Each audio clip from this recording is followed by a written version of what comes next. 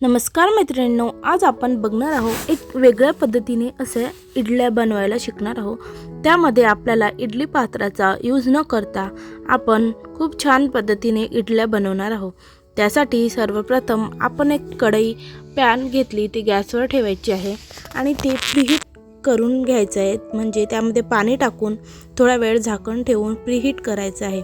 त्यानंतर आपण ढोकळा पात्र घ्यायचं आणि त्यामध्ये तेल आणि ग्रीस करून घ्यायचं। छानपैकी ग्रीस करायचं आणि आपण छानपैकी ग्रीस केल्यानंतर त्यामध्ये आपण इडली बॅटर टाकणार आहोत।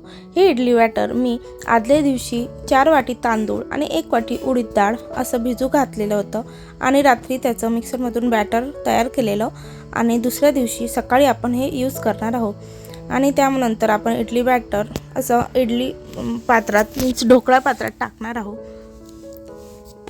ढोकळा पात्रात टाकत आहे।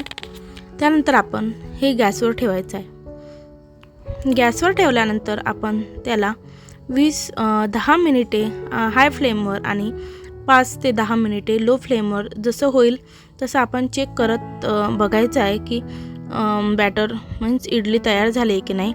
एकदा त्याच्यामध्ये टूथपिक वापरून किंवा चमचा वापरून आपण ते चेक करायचं आहे।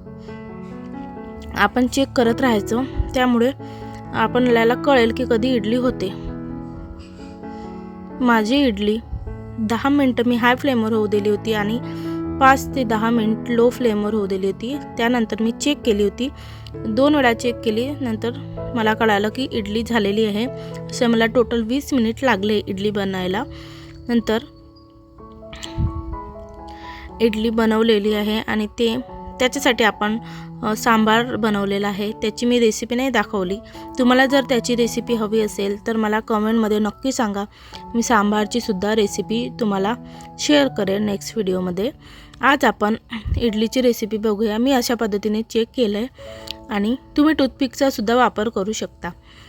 तर त्याच्यानंतर मी ते इडली बॅटर मीन्स इडली पात्रातून ते काढलेलं आहे कढईमधून आणि ते थोडा वेळ थंड होऊ द्यायचं, लगेचच नाही काढायचं, कारण थंड झाल्यानंतर ते खूप छान पद्धतीने निघते। अशा प्रकारे सांबार तयार आहे, इडली पण तयार आहे। तर खूप छान पद्धतीने आपण इडली काढून घेऊया चाकूच्या सहाय्याने आणि सर्व करूया। तुम्हाला ही इडली कशी वाटली कमेंट करून नक्की कळवा। तुम्हाला पण इडली खायला खूप आवडत असेल पण इडलीचे भांडे धुवायला नको वाटत असेल तर एकदा अशा पद्धतीने तुम्ही इडली बनवून बघा। इडलीच्या पात्र धुवायचं काहीच कटकट नाही आणि छान पद्धतीने इडल्या होतात आणि खूप मऊसूत अशा होतात। तुम्हाला नक्की आवडतील, एकदा नक्की ट्राय करा।